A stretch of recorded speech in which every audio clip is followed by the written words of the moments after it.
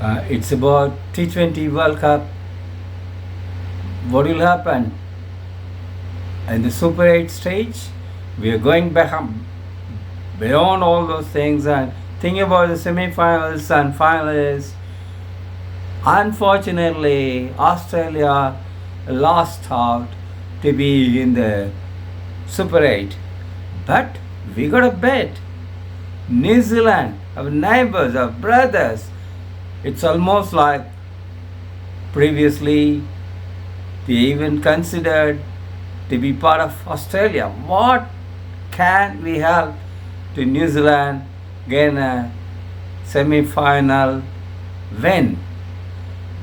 We discussed about this in the previous video. What are the chances of New Zealand winning?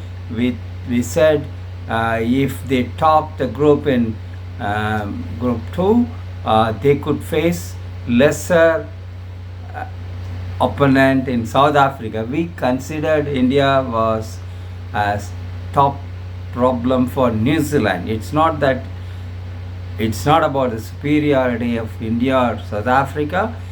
For New Zealand, it's easier comparatively than South Africa be faced with them in the semi-final rather than India. In case New Zealand is second in group 2, or even if they come on top of the group 1, India is in group 1 second. In both situations, if at all New Zealand has to face India, what are the strategies they can have? So New Zealand is a practical semi-final game plan. We just consider 10 points. First, bat first. If we win the toss, hi brothers, New Zealand, India chase better than they set targets. New Zealand defend better than they chase versus India. Scoreboard pressure matters at the knockouts. The same point, target score 165, 175. If you get more, that's fine. But the planning stage, the target score without pressure is 165, 175 on the high end. If you get more in the initial stage, score more, no problem, continue. 190 plus invites risk and collapse, targeting that score from the initial stages. 165 to 175 forces India to keep attacking. India lose shape when forced to chase steadily. What about the third one? Is sacrifice power play explosiveness. 40 to 45 in the first power play is fine, but don't be emulating somebody else. Go on your own. That's your strength. New Zealand's strength is they go on their own path rather than being provoked. Preserve wickets. New Zealand lose games trying to out India in India early. So the fourth point is attack India 6 to 14 overs, middle phase. That's when India's rotate spinners plus part-time pace. One controlled assault per over set 8 to 10 runs. No slogging, calculated boundary picking. What about the point 5? Force India's main spinners to bowl full quotas. Don't see them off. Don't wait to see them.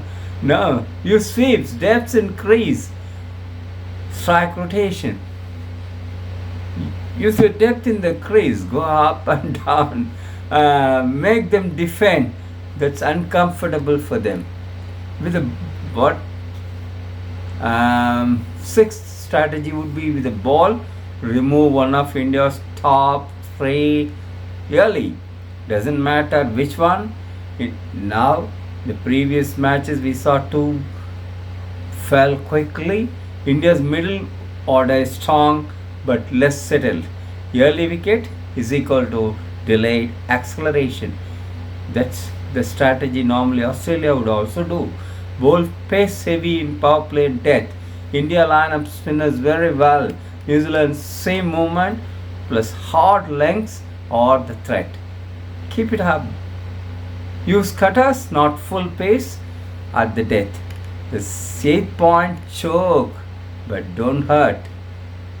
Choke but don't hunt in over 7 to 15. No boundary pot. Make India run each run, putting every effort they can. Pressure force fall shots, especially in semis. Pressure, man. The 9th one is 1 over of control chaos. Pick 1 over of 14 to 16. Attack with field, bowling plan. Never go into the defensive mode. Don't spread like what Canada did. That helped New Zealand. Don't follow that. They went into defensively. That's there. They're gone. Attack with field plus bowling plan. Don't spread chaos across 4 overs. No. New Zealand lose control that way. Only 1 over. Pick 1 over. 10. Play the situation, not the repetition. You know, you don't need somebody to tell you, but ignore India in semis noise. The noise is big, man, but it's very difficult. But New Zealand historically win when they stay emotionally flat. If it is tight at 15 overs, it's advantage. New Zealand, bottom line, truth not hype. New Zealand don't beat India by overpowering, never by outbatting, never by matching flat. In New Zealand beat India by tempo control, wicket preservation, preserve accumulation. The game reaches last 4 overs with plus or minus 10 runs each over. New Zealand are very much alive. That's the strategy. You are waiting for that to happen. Thank you, and follow the strategy, and at least Australia and New Zealand will have some hope for the final result. Thank you.